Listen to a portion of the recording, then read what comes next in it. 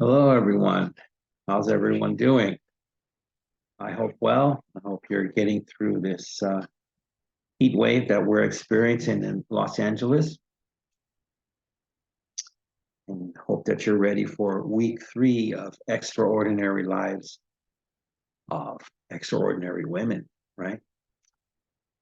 We have a very interesting one and good one this week, one that a lot of people don't know about in many countries, and hopefully you'll be excited to learn new things. So we're getting away from the continent of Europe for this week.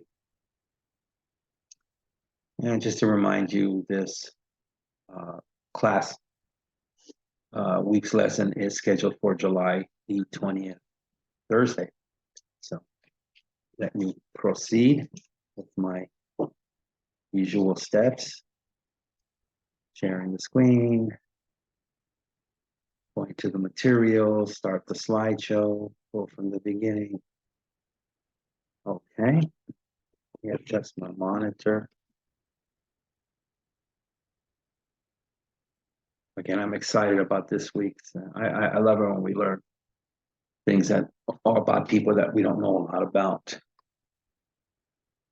Okay, so class code HUM, which is for humanities. 106, Lives of Extraordinary Women. We are celebrating women in this class, History of Women. Okay, week 3, again, July the 20th. Hope we know the year, 2023. Okay. Okay, so this week is Nzinga of Ndongo and Matamba. I bet nobody knew about her in this class. I bet, but who knows? Maybe somebody did.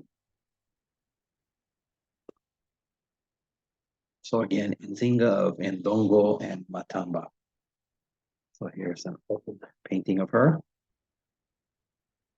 It says posthumous lithograph, which means after her death. Of Nzinga of Ndongo and Matamba, by not important who, 1830s. So quite a while ago. So this is a lithograph is done after a portrait or painting on parchment stored in the National Gallery of London. Okay.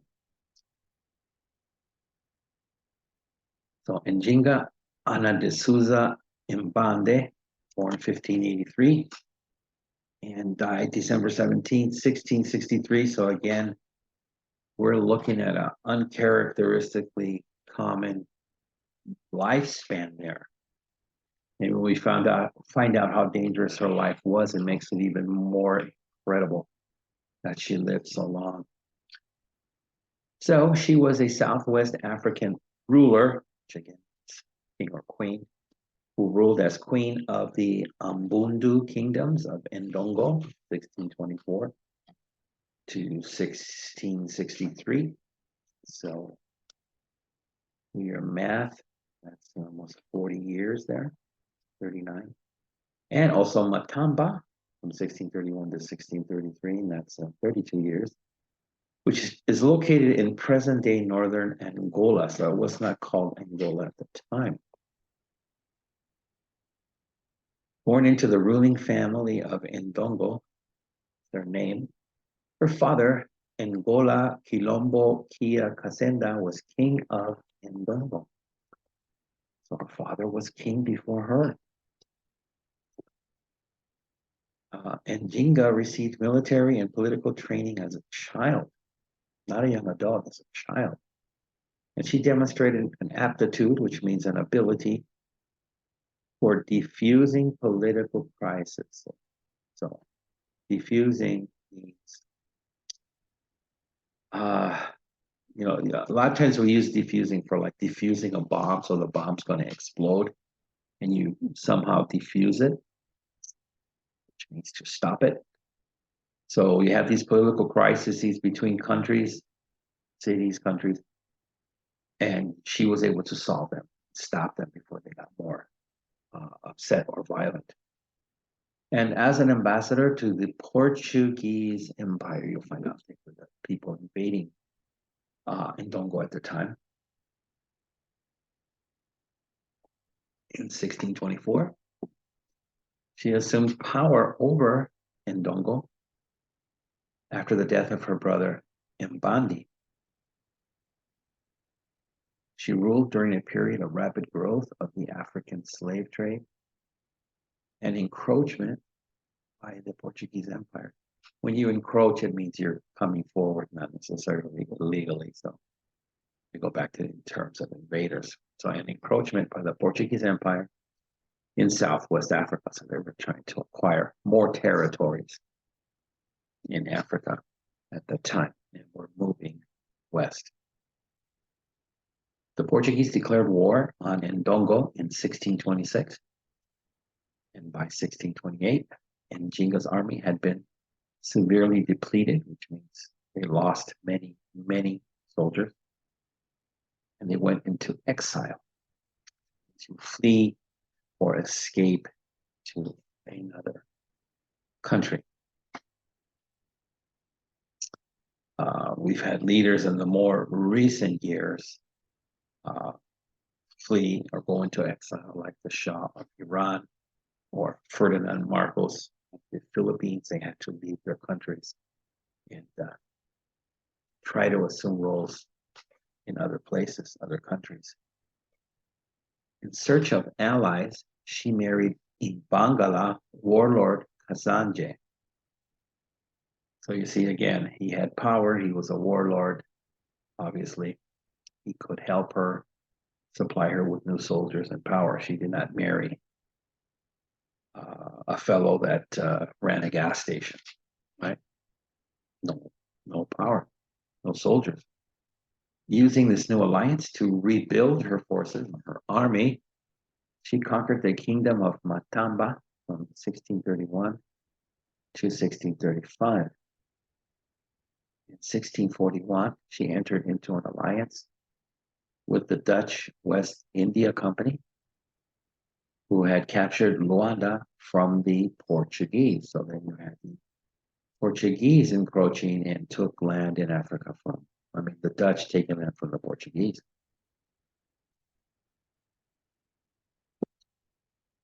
Between 1641 and 1644, Njinga was able to reclaim large parts of Ndongo. So she took back from the Portuguese parts of Ndongo. And alongside the Dutch, which means they became her allies, she defeated the Portuguese in a number of battles, but was unable to take the fortress of Masangano. That was a big point for her to take that. So she was taking many, many places, but that seemed to be a place that was too difficult for her to reclaim. In 1648, the Portuguese recaptured Luanda from the Dutch, and this had the Dutch leaving Angola. Njinga continued to fight the Portuguese until a peace treaty was signed in 1656. In the centuries since her death, Njinga has been increasingly recognized as a major historical figure in Angola and in the wider Atlantic Creole culture. She is remembered for her intelligence, her political and diplomatic wisdom, and her military tactics. Now that's a fantastical list there. A lot of people are known for their military tactics, say somebody like Napoleon. But they also respected her for her intelligence. Some people consider some conquerors or rulers, they got lucky in battles, but not her. And she also had political and diplomatic wisdom. A lot of them also don't have diplomatic wisdom. They just conquer and don't speak, or, they're good in their military tactics, but political and diplomatic wisdom, like I said before, to her ability to defuse these situations, they didn't have. So she seems to have had the whole package in a time that did not emphasize women in the battlefield. So like kind of like Joan of Arc, who we talked about last week, right? Early life.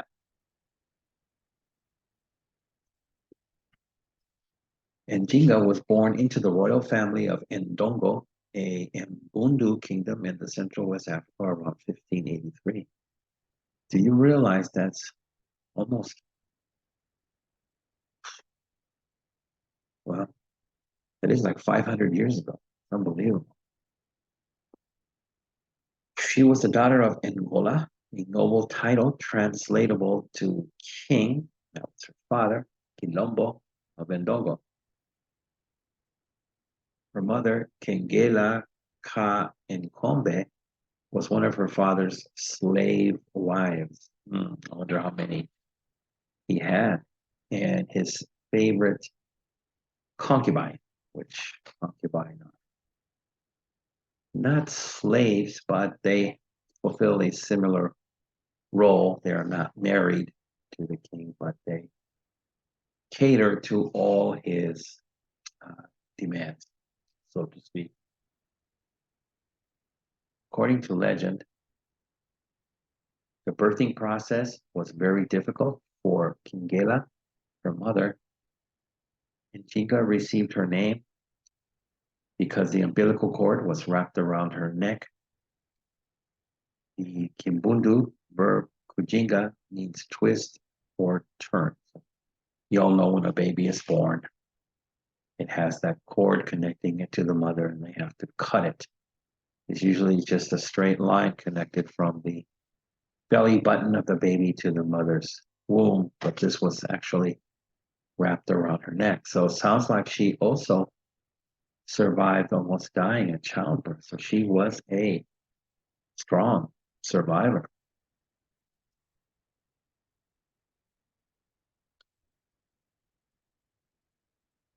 Okay.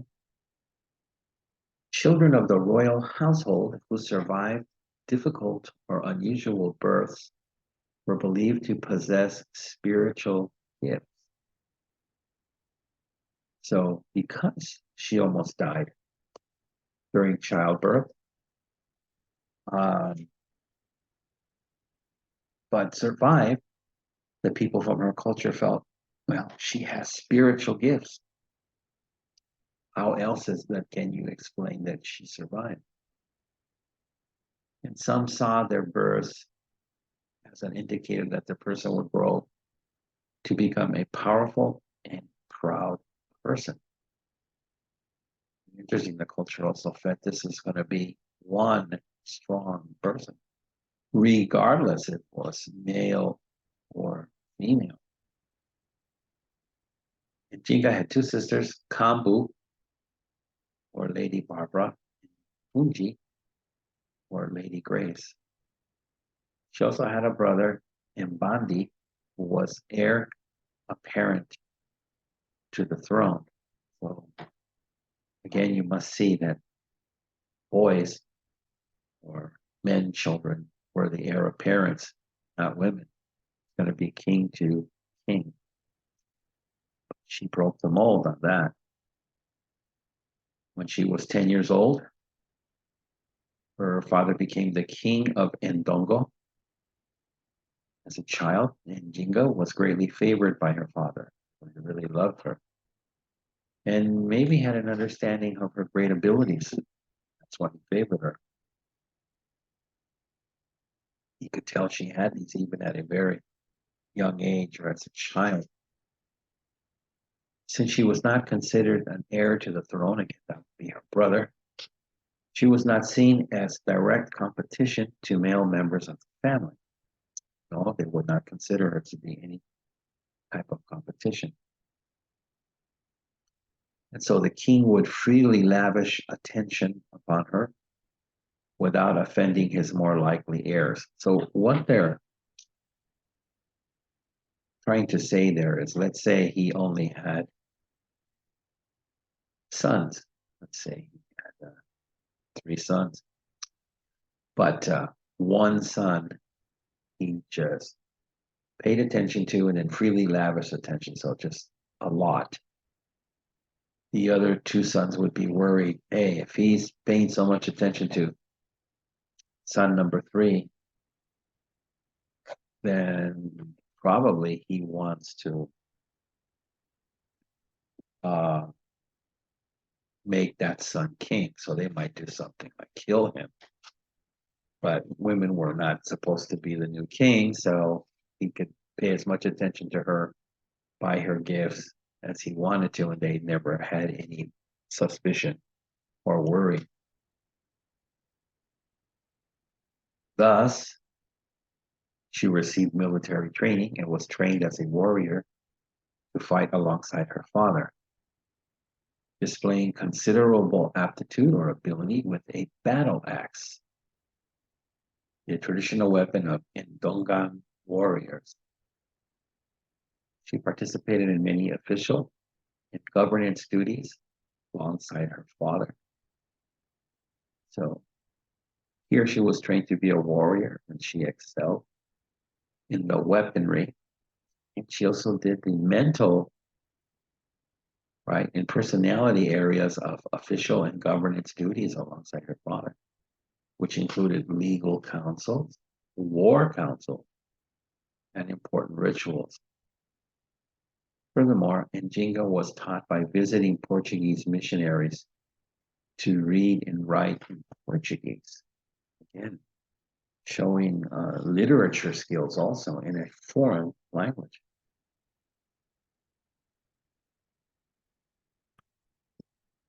Quite an amazing lady. Now we'll get into the political background. During this period, the Kingdom of Ndongo was managing multiple crises, largely due to conflicts with the Portuguese Empire. The Portuguese had first come to Ndongo in 1575 when they established a trading post in Luanda with the help of the Kingdom of Congo, Ndongo's northern rivals. So these were the enemies of Ndongo from the north. Despite several years of initial peace between Ndongo and Portugal, relations soured or got worse between the two kingdoms and developed into decades of war between them. Ndongo faced intense military pressure from Portugal and Congo, their northern enemies, both of which seized Ndongan territory. So Portuguese took some Ndongan territory, and so did the people from Congo. By the 1580s, large parts of Ndongo had fallen under Portuguese control. Large parts, don't let that skip. Portuguese waged war in a brutal style, burning villages and taking hostages. In addition to territorial conquests, Portuguese seized large numbers of slaves during the conflict, 50,000, according to one source. And they built forts inside Ndongan territory to control the slave trade. So not only did they export the slaves, but they also controlled them where they overtook Ndongan territory.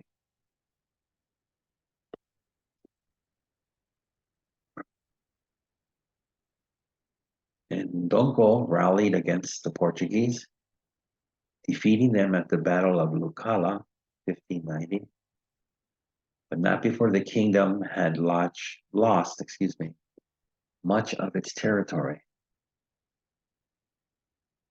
The conflict eroded or wore away the power of the king, and with many Ndongan noblemen called Sobas refusing to pay tribute to the crown of Portugal, and some siding with the Portuguese.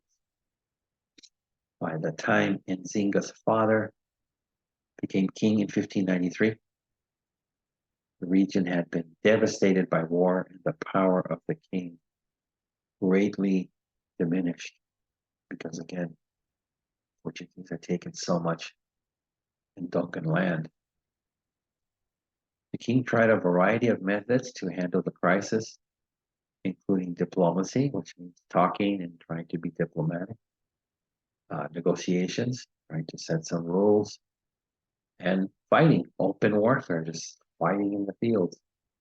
But he was unable to improve the situation with any of these tactics. The situation grew worse for Ndongo when in 1607 the kingdom was invaded by the Imbangala tribal bands of warriors known for their ferocity, which means their violence, battle, and religious fervor. A lot of times you'll find some really ferocious warriors, and they are made strong by their religious beliefs.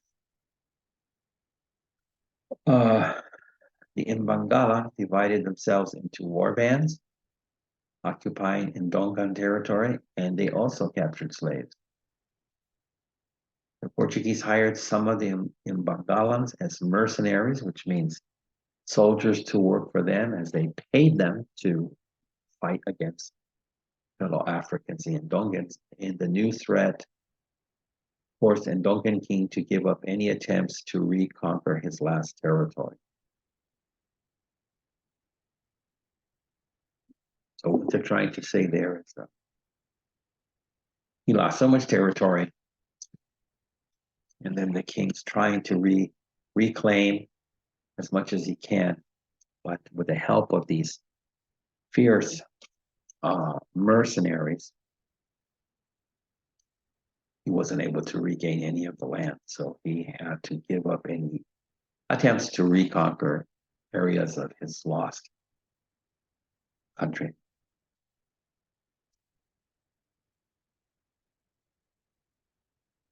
So here's a picture, the book from her.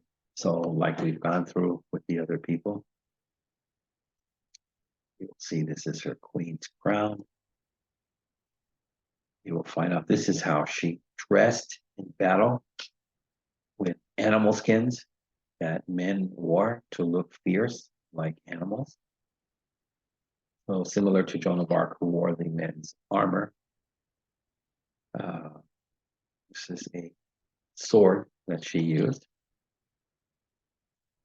And remember, she was an expert with the battle axe.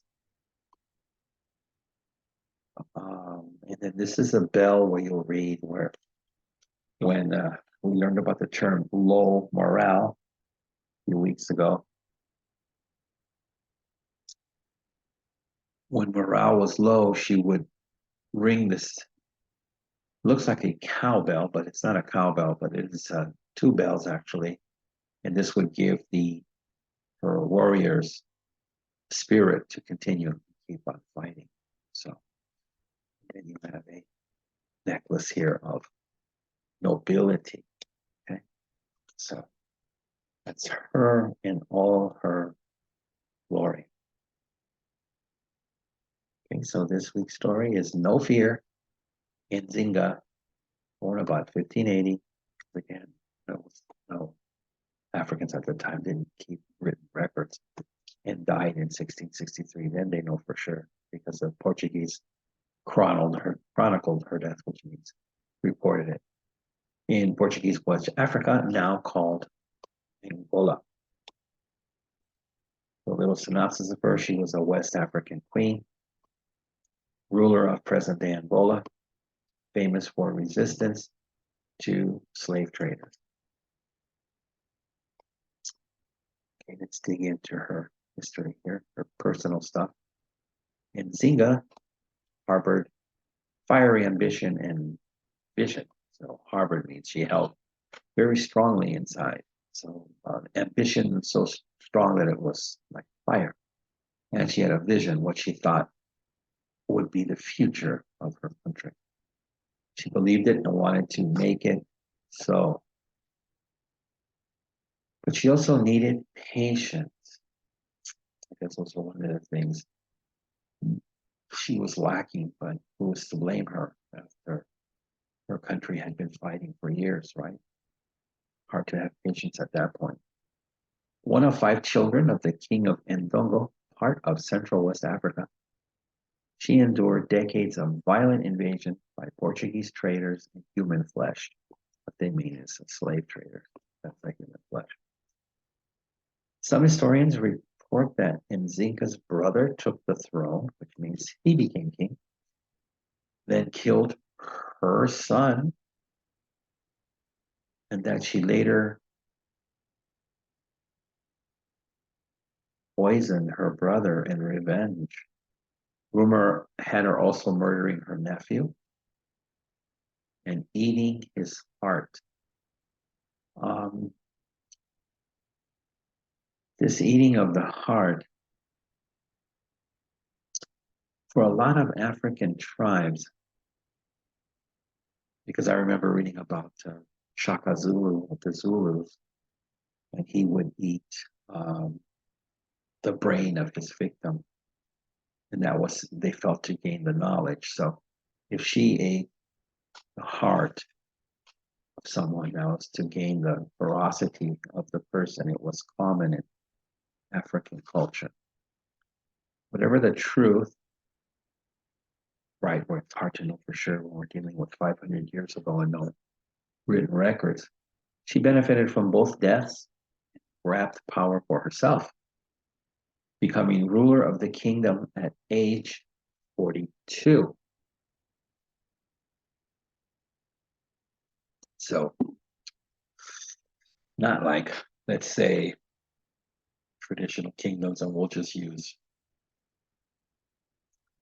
Europe as an example, because it's probably the same like in Arabia, Middle Eastern places. You have a king, he's going to die, whatever. And his young son inherits the throne in his early 20s, what have you. Maybe he doesn't live to 30, who knows how violent the situation was.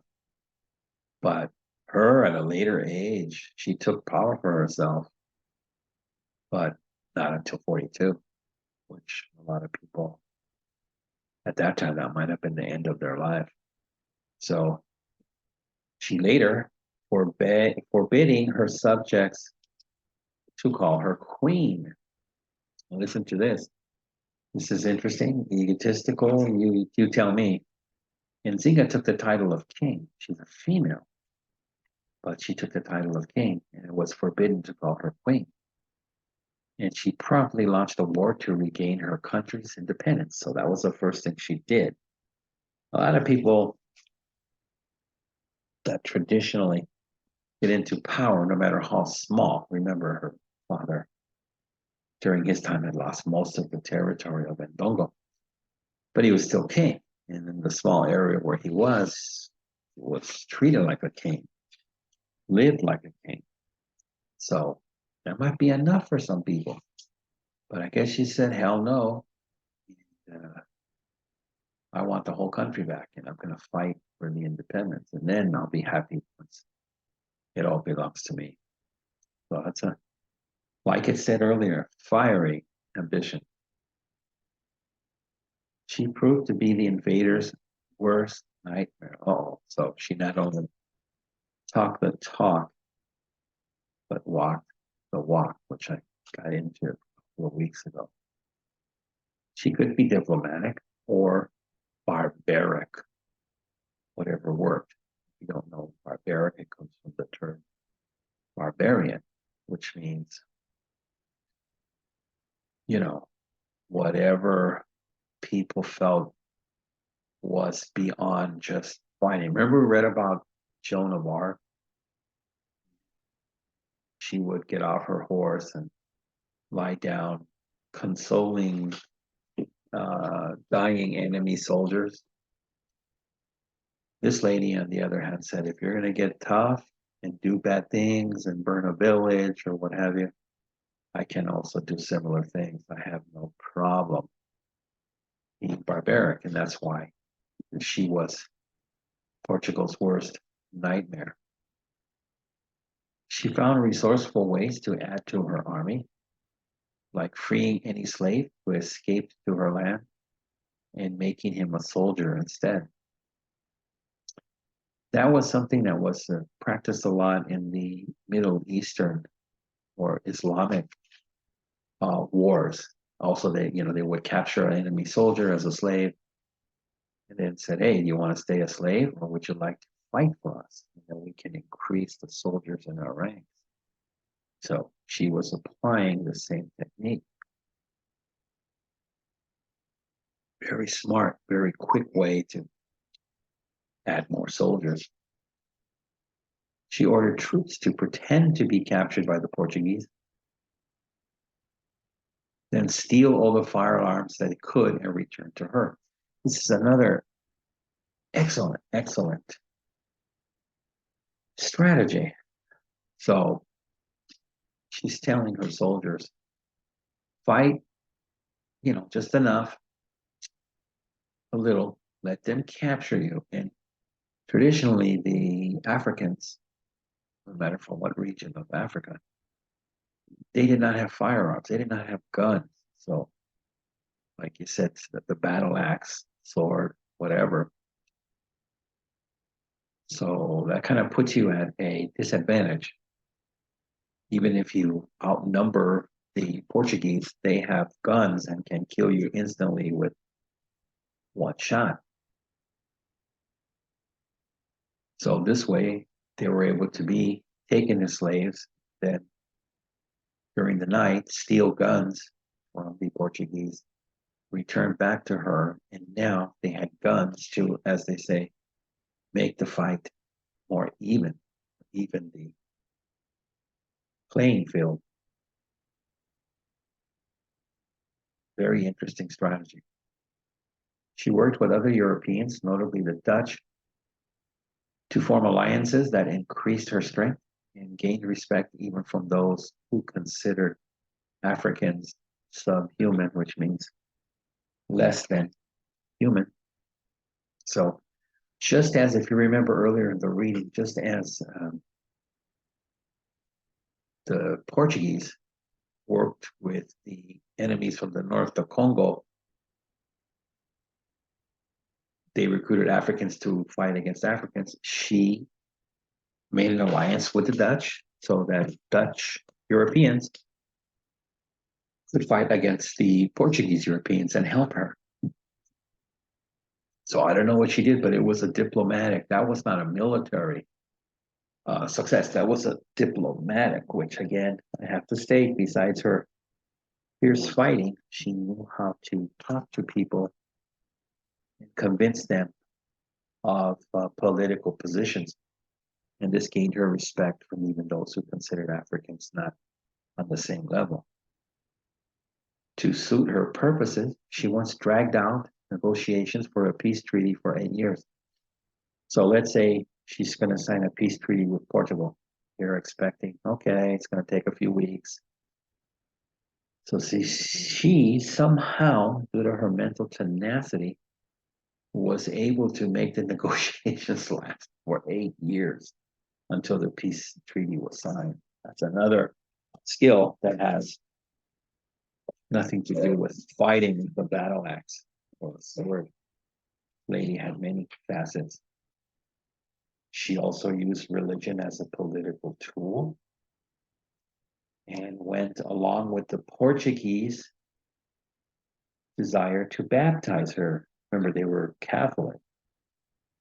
So by taking the Christian name of Anna.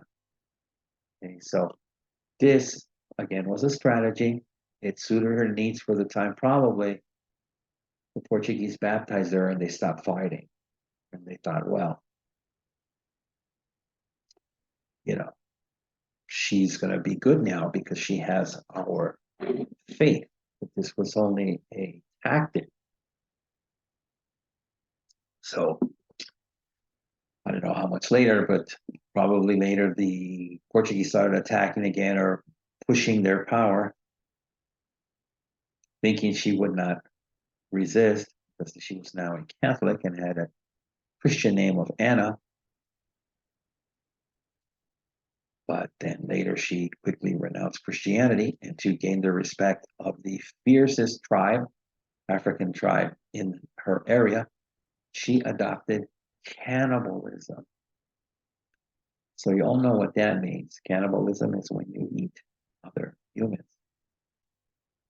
And so she did this to strike fear into the Portuguese, right? Remember, she also said ate the heart of her nephew. So this was to hopefully make them have so much fear that they would just leave. You don't want to fight enemy that you maybe consider to be completely crazy.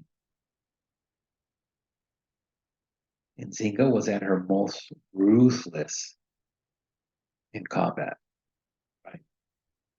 She simply had no fear. Now, we're not talking about a man here, we're talking about a woman. So when you're ruthless, you're ready, willing, and able to do anything combat. I've read studies from, like, let's say, World War I, World War II, a lot of soldiers on the lines there shooting at each other. If they didn't fight, they would have been in trouble by their own country. So a lot of them just shot by closing their eyes and didn't even try to hit the opponent, right? But this lady was like, hey, if it's enough for you just to, like, put a sword through someone's stomach and then hope that they die and you proceed, she was ready to cut arms and legs off and just be ruthless. Again, here she personally led her forces into the heart of battle, just like Joan of Arc. She didn't hang back and say, everybody fight for me, I'm the king, right? She was as nimble as her much younger warriors, and she would rally her forces by striking two iron bells. So remember from the picture that I showed you. So again, remember, you've got her young warriors, probably teenagers through 20s. And remember, she didn't become king. She wanted to be called king. Was 42, but she was just as nimble, which means athletic, as her much younger warriors. I don't know how that was possible. Maybe she had the best genes in the world, or again, like Joan of Arc, she had such a desire to ferocity to free her countrymen. Making the scariest of impressions, she dressed as a man, cloaking herself with skins of wild animals. This was also to strike fear in your opponents. It was very common. African tribes would do that. And arming herself with a sword, an axe, and bow and arrows. She could also shoot bow and arrows. She lured her enemies farther and farther inland, gaining the advantage. So that means she used a tactic like the Russians did in World War II against the German Nazis. They would fight in the city and then retreat, and fight and retreat till the Nazis were too deep into the city and were trapped. And that's what it says here. She lured her enemies farther and farther inland, and this gave her the advantage. She probably had more troops waiting at that time. Enemies were losing troops all the way down the path. She was always being cornered and always making miraculous escapes. Again, how did she do this? But remember, she was taught military tactics since she was a child by her father, when her brothers didn't expect her to ever to compete for the throne. She never hurt the prisoners she took, and commanded her servants and soldiers not to either. So this is an interesting dichotomy of the battlefield. As we saw earlier, she could be ruthless. But once she took prisoners, she did not want them hurt. She would not hurt them. and commanded her servants and soldiers not to either. And it's very, very common in any war throughout history, any people, any country. You fight against a terrible enemy and you capture them.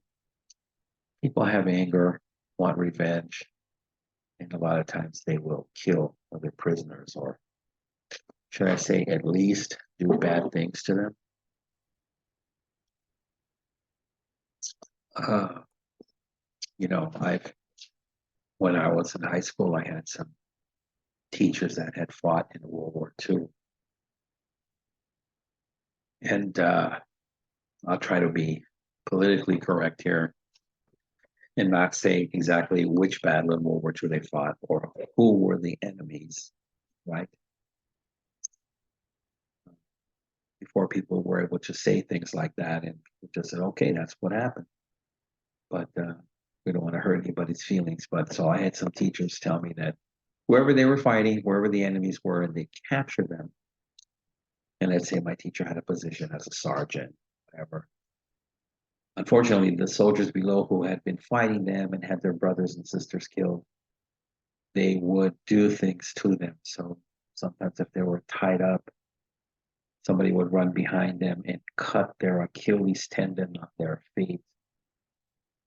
So they became useless, and the captain, my teacher would say, what's wrong with you? We're not supposed to hurt them. They're prisoners. And they would say, well, I don't know, but they can't walk now. So what's the next step? I'm sure you could figure out what that was. So ruthless on the battlefield, but once you were a prisoner, she wanted them taken care of. Again, maybe that was a tactic because she had used that earlier to say, hey, I'll give you your freedom if you fight for me. So everything seemed to be a strategy with Nzinga. Okay, so here's her leopard clothing to strike fear. Here's her bell to make the students have morale, and she hit it with a stick. And then here's some of her royal jewelry.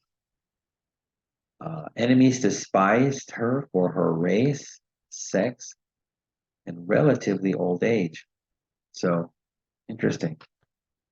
These are obvious. Enemies despise her for her race. Okay, if you're a Western person and you don't like her because she's black. Okay, sex. All right, women were not supposed to be fighting on the field. But the relatively old age, that's really strange. You would think they would have more respect for her. Like, what are you doing out here on the battlefield? But it bothered them. So if you remember, like last week with Joan of Arc, again, I reference her because there's many similarities. The more I do, it should make the middle term exam easier because it's like I'm cross-referencing for you. They didn't like that she wore men's clothing. You remember the church? That was the worst thing. It's like not her fighting and killing their soldiers, but that she was wearing men's clothes. So here, the odd thing is that they didn't like it that she was in her 40s and killing young soldiers. They couldn't handle that. According to the best known legend about her, she attended a peace conference with the Portuguese, preceded by her musicians and a horde of servants. So musicians follow her and a large group of servants. The men assumed they had the upper hand, the Portuguese men, and they took all the chairs. So they're trying to say, there's no place for you to sit. We don't respect that you are royalty because you're a woman. So too old. So Nzinga shrewdly, which means very smartly,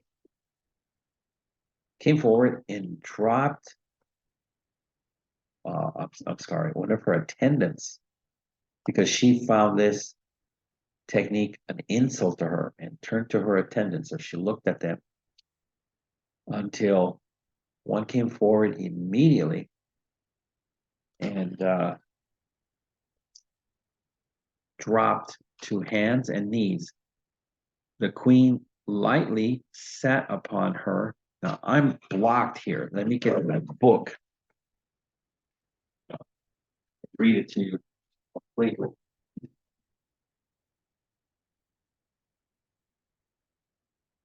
I mean, you'll be able to see later when you reread the material, get you ready for the test. Okay. So to make sure I'm on the right page here. Yeah. All right. So she shrewdly recognized this oversight as an insult and turned to her attendants. One came forward immediately and dropped to hands and knees. So they kind of made a human chair. Okay. The queen lightly sat upon her servant's back, and with this one elegant gesture showed who was in charge. So she's showing the Europeans, none of your people would do this for you. You tried to trick me by taking all the chairs and say I don't have any power, you don't respect my royalty. But she said, none of your people would do this for you. So this is how dedicated they are to me. I am truly a king when my own servants will become a human chair for me. So it says, this gesture showed who was in charge, her at the peace meeting. Flabbergasted by her nerve, flabbergasted means completely confused. You don't get anything. It's like if they asked me personally, hey, can you perform Einstein's theory of relativity on the chalkboard? I would be flabbergasted. And this is flabbergasted by her nerve, her audacity. The Portuguese signed a peace treaty on the spot. That's how much they were impressed, scared, confused, you name it. All those things put together. Yes, sir. You can stop.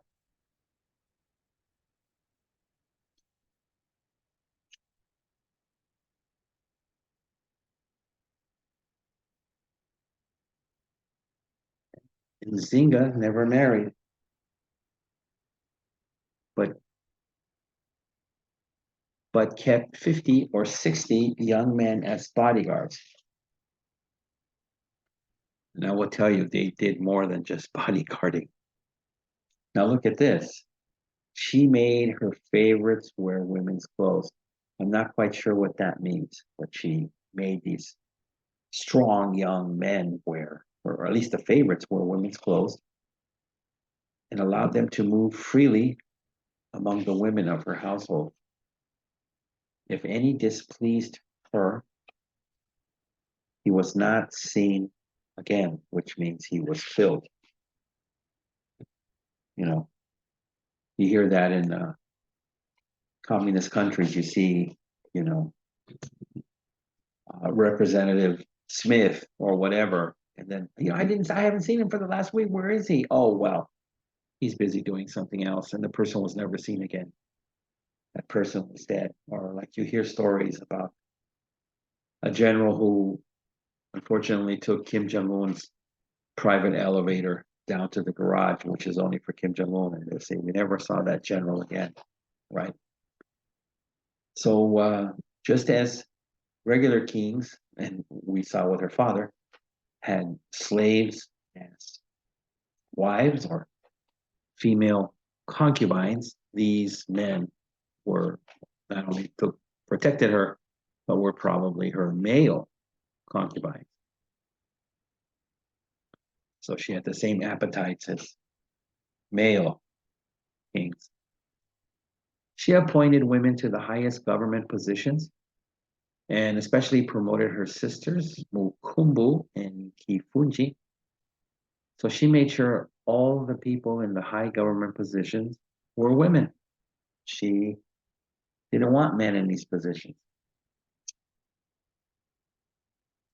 Talk about an early feminist. Wow.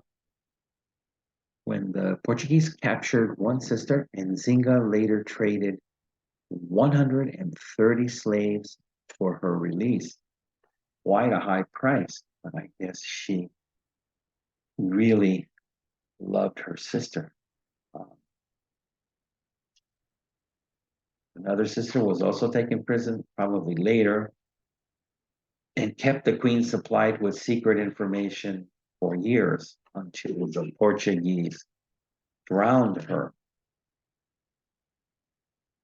Okay, that sounds like the tactic. Remember, we read earlier where she had soldiers pretend to be captured, then steal weapons and escape in the night, and then take these guns back to her. So I guess that Zinga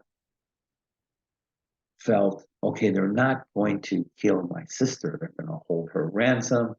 You know, they expect me eventually to get weak and send another, probably now 200 slaves for her release. But actually, somehow through some secret information channel, she was able to supply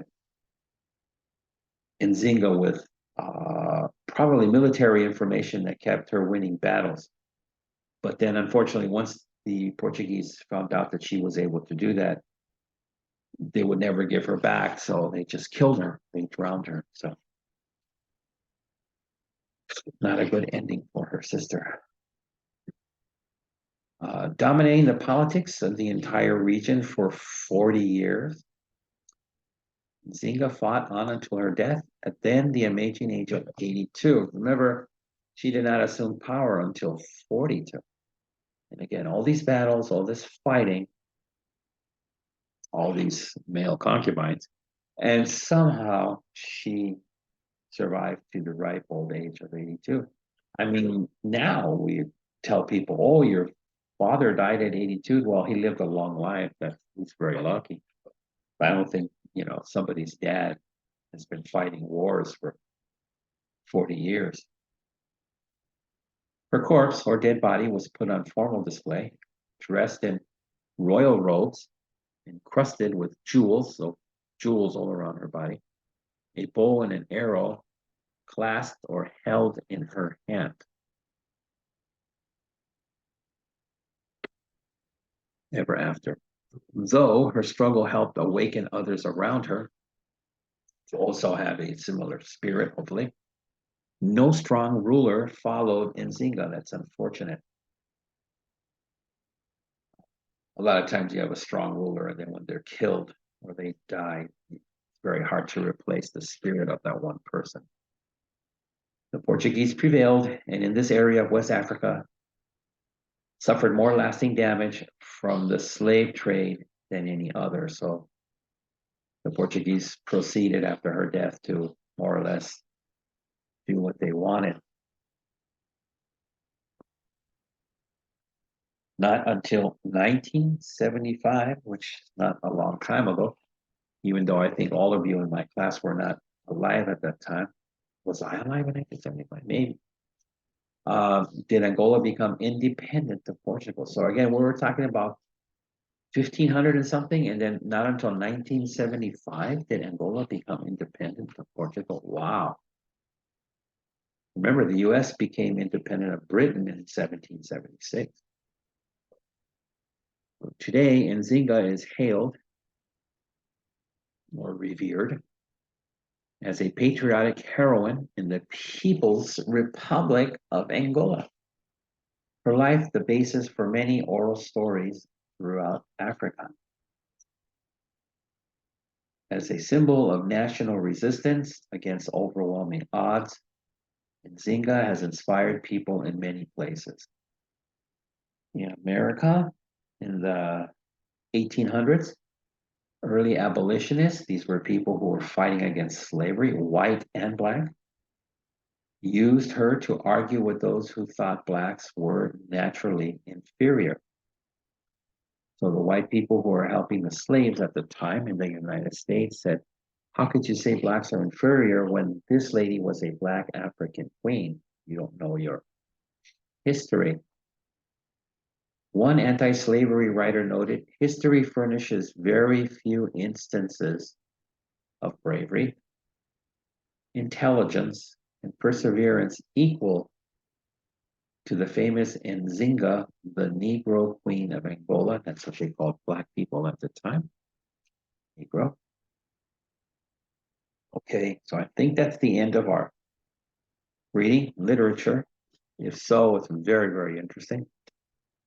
On a person who's not well known. Most American people, I can ask them, do you know who Nzinga was? And they say, was that a rock band from Africa? No. Okay. Yes, it is. Okay, so I skipped one. So let me go through the questions on Nzinga. Where was Nzinga from? Was she from K-Town? San Diego? Where was she from?